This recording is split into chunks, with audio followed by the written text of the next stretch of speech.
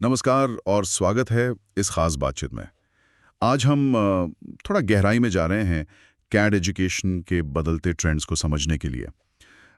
हमारे पास जो जानकारी है वो बताती है कि इंजीनियरिंग, आर्किटेक्चर, डिज़ाइन के छात्रों के लिए कैड सीखना अब वो पहले जैसा सिर्फ ड्राइंग बनाना नहीं रहा।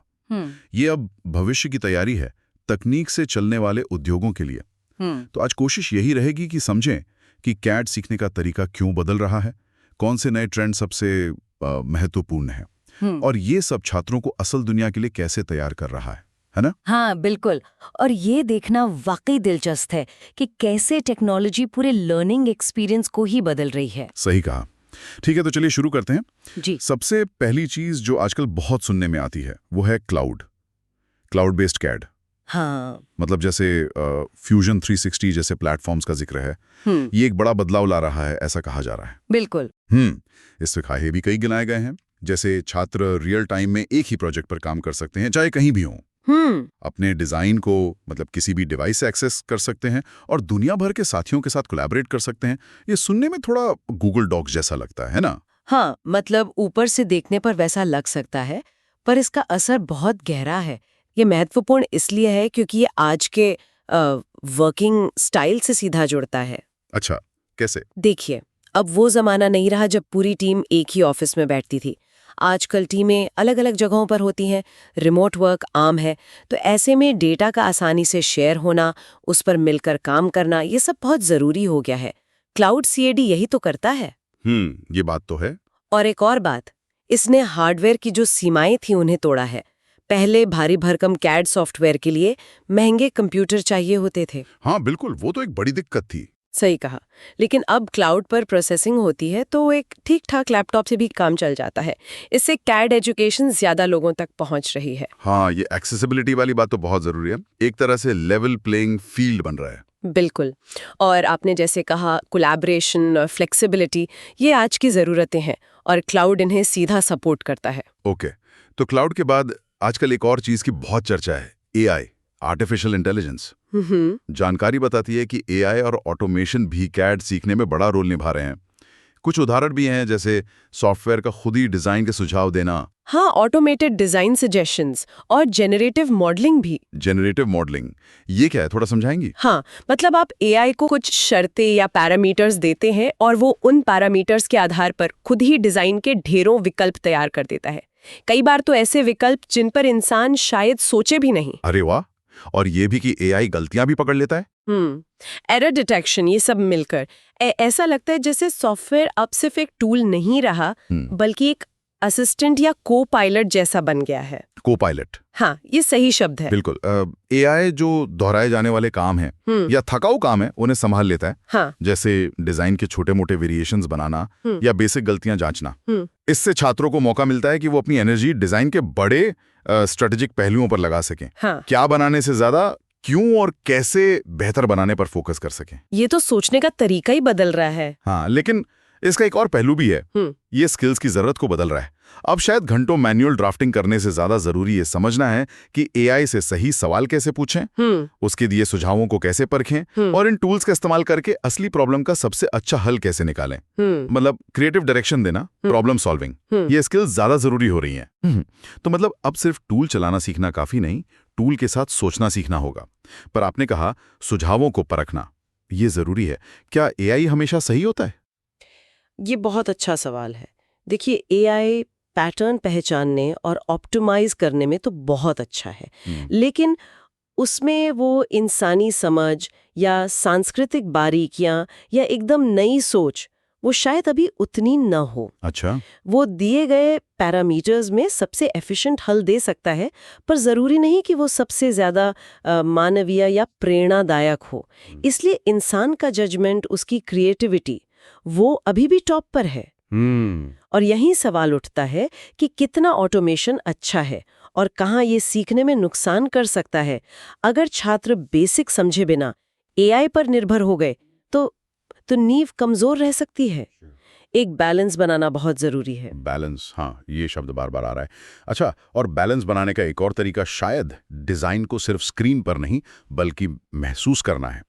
यहाँ पर वीआर और एआर की बात आती है ना, वर्चुअल और ऑगमेंटेड रियलिटी। हाँ, बिल्कुल, बिल्कुल सही। स्रोत बताता है कि ये टेक्नोलॉजी कैड एजुकेशन में एक नया ही आयाम जोड़ रही है। सोचिए, आर्किटेक्चर का छात्र अपने बनाए 3D मॉडल के अंदर सचमुच घूम सकता है। हाँ, स्पेस को महसूस कर सकता है। या कोई इंजीनियर वो किसी मशीन के पुर्जों को वर्चुअल स्पेस में जोड़कर देख सकता है, बिना असली पुर्जों के। ये तो सीखने को कितना इंटरेक्टिव बना देता होगा। हाँ, और ये सिर्फ देखने में अच्छा लगे ऐसा नहीं है। इसका फायदा गहरा है। जब आप किसी डिजाइन को उसके असली स्केल पर 3D में अनुभव करते हैं, तो उसकी स्थानिक समझ मतलब स्पेशल अंडरस्टैंडिंग कहीं बेहतर होती है। आप वो कमियां पकड़ सकते हैं जो शायद 2D ड्राइंग में नजर ही ना आए। सोचिए, कोई आर्किटेक्ट बिल्डिंग बना रहा है या कोई फैक्ट्री का लेआउट डिजाइन कर रहा है, VR में उसे परख लेने से कितनी गलतियां टल सकती है। सही बात है। ये डिजिटल डिजाइन और असली दुनिया के बीच का जो गैप है उसे कम करता है। हाँ। आप डिजाइन को उसके असली कॉन्टेक्स्ट में देख पाते हैं। हाँ। इससे फिजिकल प्रोटोटाइप बनाने की जरूरत कम हो जाती है शुरू में। तो मतलब पैसे और समय दोनों बचते हैं। बिल्कुल। हाँ। लंबी अवधि में देखें तो ये पूरी डिजाइन वेरिफिकेशन प्रोसेस को बदल सकता है। हाँ। गलतियां डिजाइन स्टेज पर ही पकड़ी जाती हैं, ना कि तब जब महंगा प्रोटोटाइप बन गया हो। हाँ। मतलब छात्र क्लास में बैठे-बैठे अपनी बनाई बिल्डिंग की बैल्कनी से नजारा देख सकते हैं। ये तो कमाल है।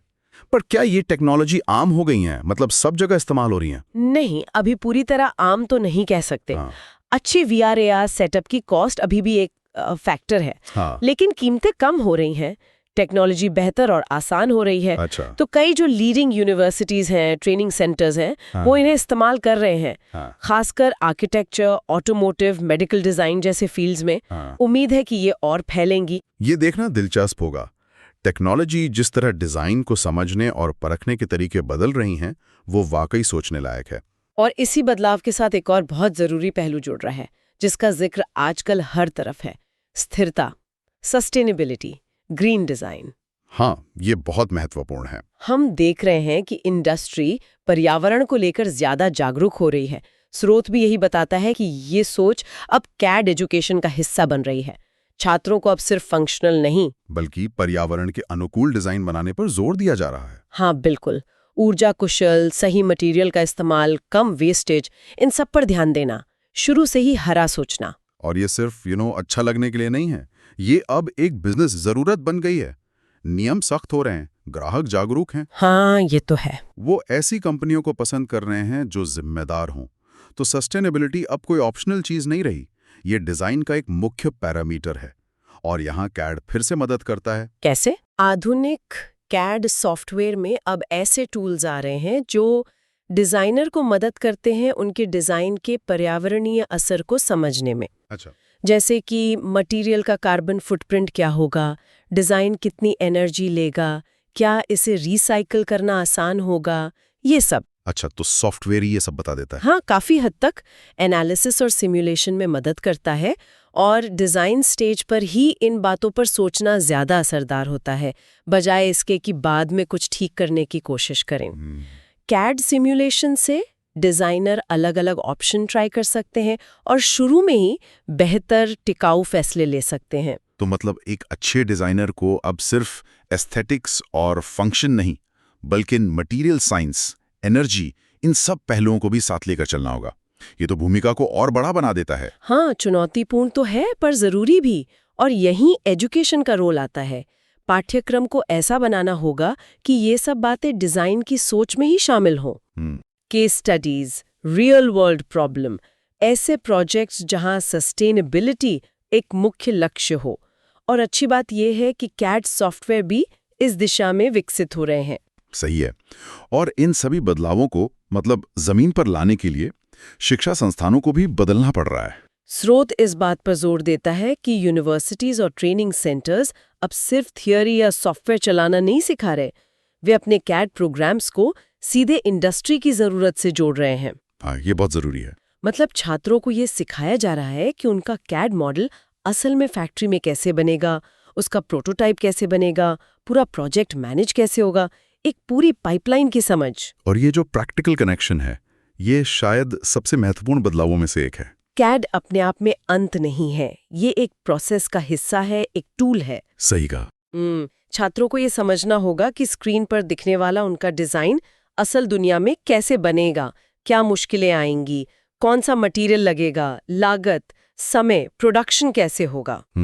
जब छात्र कैड को manufacturing simulation, material database, project management tools इनके साथ जोड़कर इस्तेमाल करना सीखते हैं, तब वे असल दुनिया के लिए तैयार होते हैं। तो मतलब शिक्षा सिर्फ क्लासरूम तक सीमित नहीं रह सकती। बिल्कुल नहीं, उसे इंडस्ट्री के साथ मिलकर काम करना होगा। इंटर्नशिप, लाइव प्रोजेक्ट्स, असली दुनिया की चुनौतियां, इनके जरिए सीखना होगा।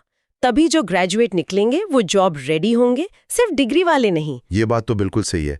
तो अब कैड सीखने का मतलब सिर्फ कंप्यूटर पर कुछ बनाना नहीं रहा, बल्कि उस बनाने की पूरी कहानी को समझना है। लेकिन एक सवाल आता है मन में, इंडस्ट्री इतनी तेजी से बदल रही है, क्या एजुकेशन इंस्टीट्यूट इस रफ्तार से चल पाते हैं? क्या सिलेबस हमेशा अपडेटेड रहता है? ये एक बहुत बड़ी चुनौती है, इसमें कोई शक नहीं।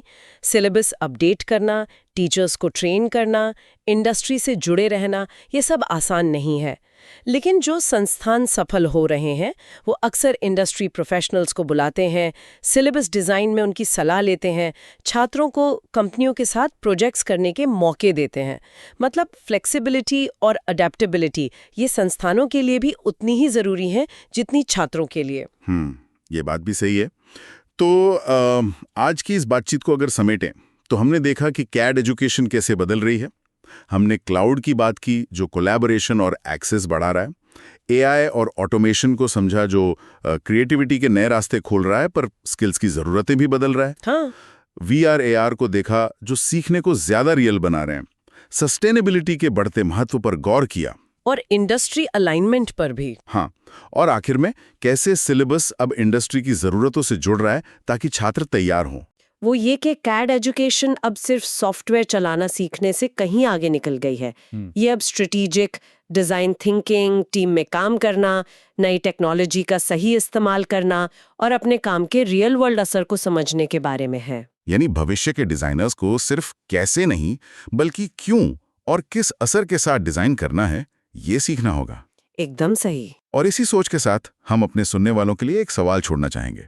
सोचिएगा ज़रूर, ये जो सारे ट्रेंड्स हमने डिस्कस किए, cloud, AI, VR AR, sustainability, industry linkage, इनमें से कौन सा एक ट्रेंड आपको लगता है कि आने वाले वर्कफोर्स पर, मतलब जो छात्र अब इंडस्ट्री में जाएंगे, उन पर सबसे बड़ा असर डालेगा?